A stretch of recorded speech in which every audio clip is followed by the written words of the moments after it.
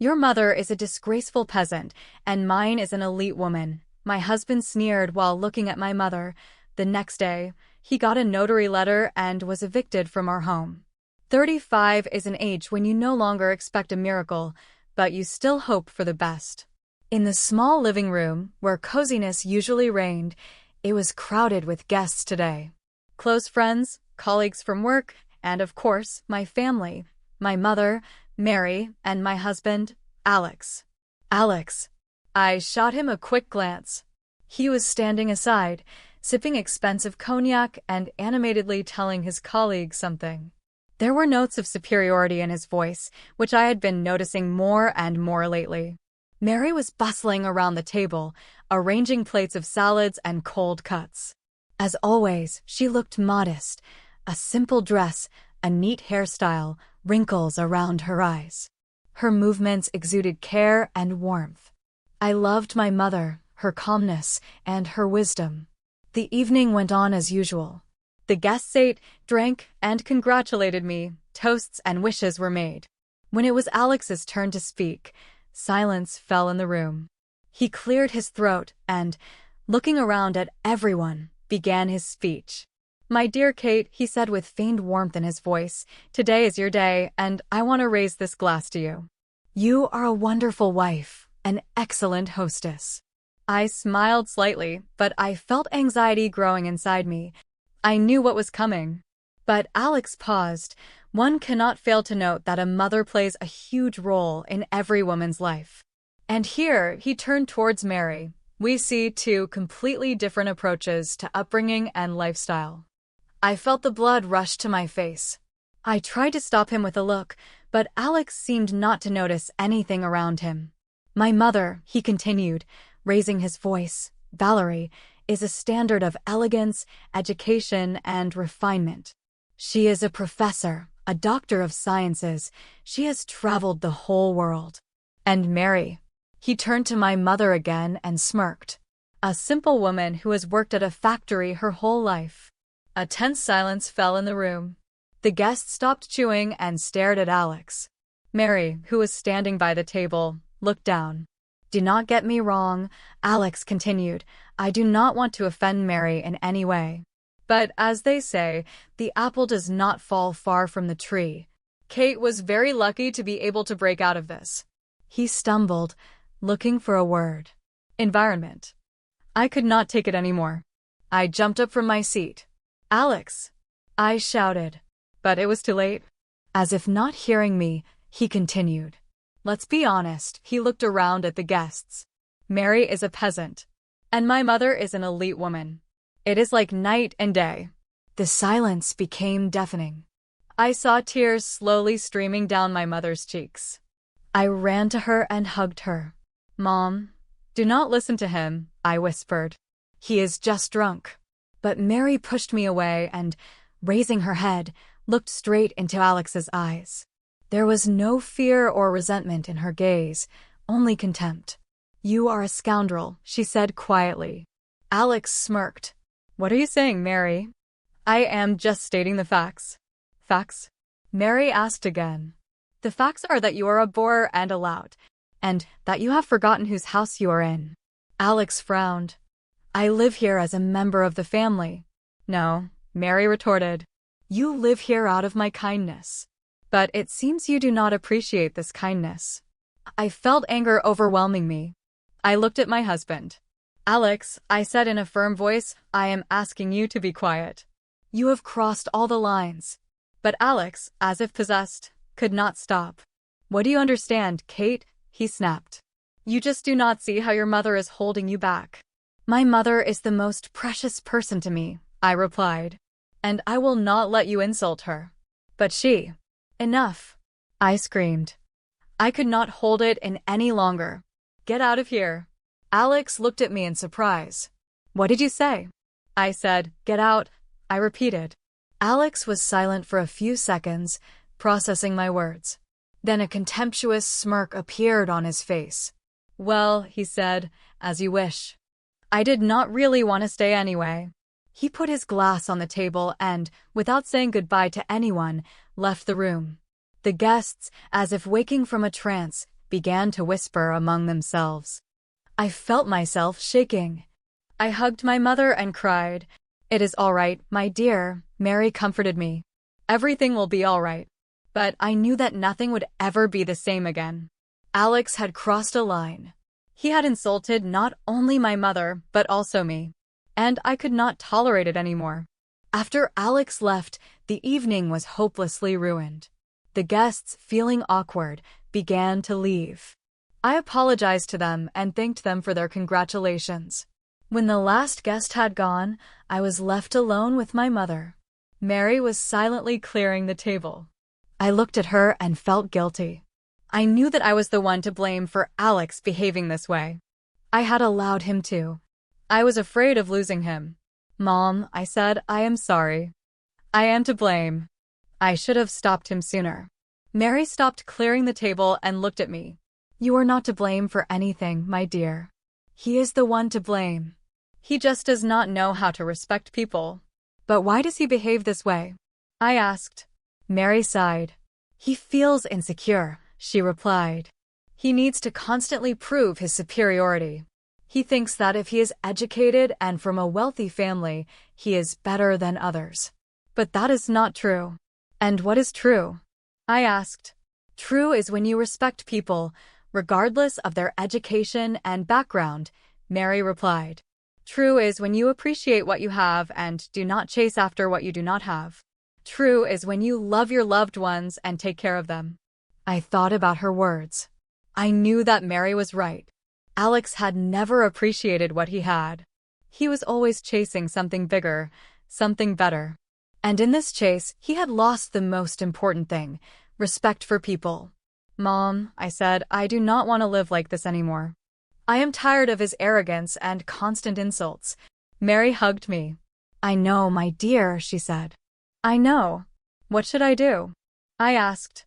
Do what you think is right, Mary replied. Listen to your heart. I nodded. I knew what I had to do. I had to put an end to this nightmare. The next morning, Alex woke up with a heavy head. The previous day's celebration, generously seasoned with cognac, was taking its toll. He winced, remembering his triumphant toast. A victory, as he had thought then. Now, in the light of day, something was unpleasantly scratching at his ego. But he quickly brushed off that feeling. I was, as always, silent and resentful. Nothing new. He reached for his phone, checking his email. Among the promotional newsletters and work notifications, his gaze caught on a letter from a notary's office. What is this nonsense? Alex thought, opening the letter. Alex skimmed the text, and his face began to turn red. A notice to terminate the right to use a residential property. The apartment where we lived belonged to Mary, my mother-in-law.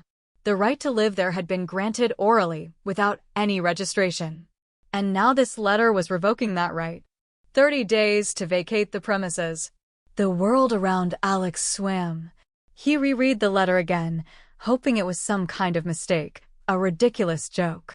A wave of rage washed over Alex. How dare she? This gray mouse, this peasant, as he called her to himself, was throwing him out on the street? Him, Alex, with his 2 higher educations, a promising job, connections in society. It was unthinkable, absurd. He jumped out of bed, pulling on his pants as he went. I was in the kitchen, humming something quietly, making breakfast. He burst into the kitchen like a hurricane. What does this mean? He yelled, throwing the phone on the table in front of me. Coffee spilled from the cup, burning my hand. I flinched but said nothing. I slowly picked up the phone and read it carefully. There was no surprise or fear in my eyes, only a strange, unfamiliar firmness to Alex. It means you need to find another place to live, Alex, I replied calmly, putting the phone aside. Are you out of your mind? Do you realize what this means for me? Where will I live? Alex could not believe my calmness. He had expected hysterics, tears, pleas for forgiveness. But before him stood a stranger, an unfamiliar me. That is your problem, Alex. I turned back to the stove, stirring something in a pot. You're a grown man, you should solve your own problems. How can you say that after everything I have done for you? Alex tried to take my hand, but I pulled it away. What have you done for me, Alex? In my voice, there was steel. You think you provided for me? Yes, you brought in money. But you never considered it a contribution to the family. You always emphasized that you were doing me a favor, that I should be grateful to you for being with me. But that is true, Alex exclaimed. I could have found a better wife from a respectable family. Then go, Alex, find one. I shrugged my shoulders. No one is holding you. And I will stay here with my peasant mother in my unrespectable apartment. Alex choked on his rage. He could not believe that this quiet, submissive woman, whom he considered his property, had suddenly rebelled against him. He tried to soften his tone, to speak gently. Kate, what are you saying? We are a family. We have a child. We cannot just destroy everything over some silly offense. Silly offense? I turned to him, my eyes blazing. You have been mocking my mother for years, Alex. You have humiliated me, compared me to her, to your elite mommy. Do you think I did not see it? Did not feel it? I endured it because I loved you. I hoped you would change. But yesterday you crossed a line. You insulted the most precious person to me. But I apologized. Alex tried to justify himself. Your apologies are worthless, Alex. I shook my head. You do not regret what you said. You only regret the consequences. Alex realized he had lost. He tried to appeal to pity, to mention our son, the years we had spent together. But I remained adamant. You have 30 days, I repeated. I will help you find an apartment, if you want. But you're not living here anymore. At that moment, Mary entered the kitchen. She silently placed a kettle on the table and poured herself a cup of tea. Mom, I said quietly, I have told him everything. Mary nodded, not looking at Alex. I always knew you were a strong girl, she said, addressing me. It just took time to realize it. Alex felt the blood rush to his face. He stood between two women, as if between two walls. He knew he had lost, completely and irrevocably. You have no right, he croaked, addressing Mary. This is my home. Mary calmly sipped her tea. You are not registered here, she replied. I specifically did not register you. I had a feeling it would come to this. But that is illegal. I will sue. Go ahead, Mary shrugged. Good luck. Alex fell silent. He knew she was right. He was legally defenseless. He was used to solving problems with connections and money, but that did not work here. Here, there was only the truth, and the truth was not on his side. He looked at me. There was no sympathy or regret in my eyes, only determination. He knew it was over. You will regret this, he said quietly, but there was no confidence in his voice anymore. You will both regret this. I said nothing. Mary just shook her head. Alex turned and left the kitchen. He could hear them talking quietly behind his back. He felt humiliated and insulted. But most of all, he was tormented by fear. Fear of the unknown. Fear that he would be left alone. In the living room, he saw the things I had packed for him, carelessly thrown into an old travel bag. His favorite sweater, his toothbrush, a few books. Everything he had accumulated over the years of their marriage. He looked at a photograph on the dresser. In it, he and I were happy, young, in love, full of hope. He remembered how he had loved me then, or at least thought he did. He took the photograph and threw it against the wall. The glass shattered, the shards scattering across the room. Alex was packing his things. His movements were sharp and jerky. He crumpled up his shirts and threw them into the suitcase, as if venting his anger on the inanimate fabric. I stood in the doorway, watching him with an impassive expression. Silence hung in the room, broken only by the rustling of fabric and Alex's heavy breathing. He zipped up the suitcase, pressing down on the lid with force, as if trying to hold inside not only his things, but also his own shattered hopes. He stood up, looked around the room where he had so recently felt like the master. Now it was a foreign space, filled with a coziness and warmth he had never been able to adapt to, which he despised, considering it a sign of provincialism. He stopped in front of me. "Do you even realize what you have done?" he gritted out through his teeth. "You have ruined my life." I shook my head. "You ruined it yourself, Alex. I just helped you see the truth." Alex smirked, but there was not a trace of amusement in his smirk. "The truth? Your truth is envy.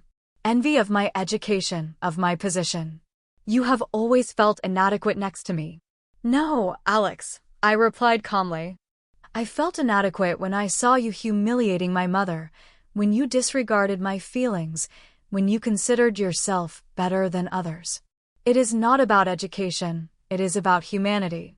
He did not answer, just glared at me, turned, and headed for the nursery. There, on the carpet, our son, little Michael, was playing. He was engrossed in building a tower of blocks, not noticing the tension that hung in the air. Alex knelt down in front of him. "Michael," he said quietly, "Dad is leaving." Michael looked up at him with his big, trusting eyes. "Where?" "To another place. But I will come to visit you." Michael frowned, as if trying to understand the meaning of these words. Then he turned away from his father and crawled over to Mary, who was sitting in an armchair, watching what was happening. He pressed himself against her, hugging her legs. Alex felt a lump rise in his throat. He reached out his hand, wanting to pat his son on the head, but stopped. He felt like a stranger, an outsider in this little world that he had so diligently tried to destroy. Mary looked up at Alex. There was no gloating or triumph in her gaze, only sadness and a kind of quiet wisdom. "Education, Alex," she said quietly, "is not a diploma. It is behavior, it is the ability to respect other people, regardless of their background and position. You received a good education, but you never learned to be a human being." Alex did not answer. He stood up, picked up his suitcase, and headed for the exit. He stopped in the doorway, turned around. I was still standing in the same place. My face remained impassive. He left the apartment, slamming the door. The hallway was quiet and dark. He went down the stairs, feeling with each step that he was moving further away from his past life, from a life in which he considered himself special, chosen, worthy of more. Now he was left alone, without support, without love, without a home. Silence reigned in the apartment. I went to the window and looked down. I saw Alex coming out of the entrance, getting into his car, and driving away. I watched him for a long time, until the car disappeared from view. Then I turned to my mother. "Mom," I said quietly, "thank you." Mary came up to me and hugged me. "Everything will be all right, my dear. Everything will be all right." I pressed myself against my mother, felt her warmth and support. For the first time in a long time, I felt safe. I knew that many difficulties lay ahead of me, but I was no longer afraid. I had my mother, I had my son, and I had hope for a new, better life. In the evening, when Michael was asleep, Mary and I sat in the kitchen, drinking tea. "Mom," I said, "I will never forget what you did for me." "Nonsense, daughter. I just protected you. And myself." He always considered us beneath him. All these years. I was tired. Tired of proving to him that I was worth something. Mary took my hand. "You do not have to prove anything to anyone, my dear. You are a wonderful woman, a loving mother, and a wonderful daughter. And that is enough. And what about him? How will he live? He is a grown man, he will figure it out. The main thing is that you and Michael are happy." I sighed. "You are probably right. Of course, I am right. You know, Kate, I always wanted you to have a good life. I worked all my life so that you would have this apartment, so that you would not want for anything. But I never thought that money and an apartment could be the cause of such unhappiness. It is not about the money, Mom. It is about him, about his attitude towards us." "I know, daughter, I know. But remember that the real value is not a position in society and not money. It is love, respect, and the support of loved ones." I nodded. "I will remember, Mom." They sat in silence for a long time, looking out the window. Outside the window, the city was bustling, living its usual life. And in a small apartment on the outskirts of the city, two women were starting a new chapter of their lives. A life in which there was no more room for arrogance, lies, and humiliation. Only love, respect, and hope. I looked at my mother. The wrinkles on her face seemed even deeper, but her eyes shone with warmth and wisdom. I realized that it was this woman, modest and simple, who was my real support and pillar. And that it was in this small apartment, filled with coziness and love, that my real home was.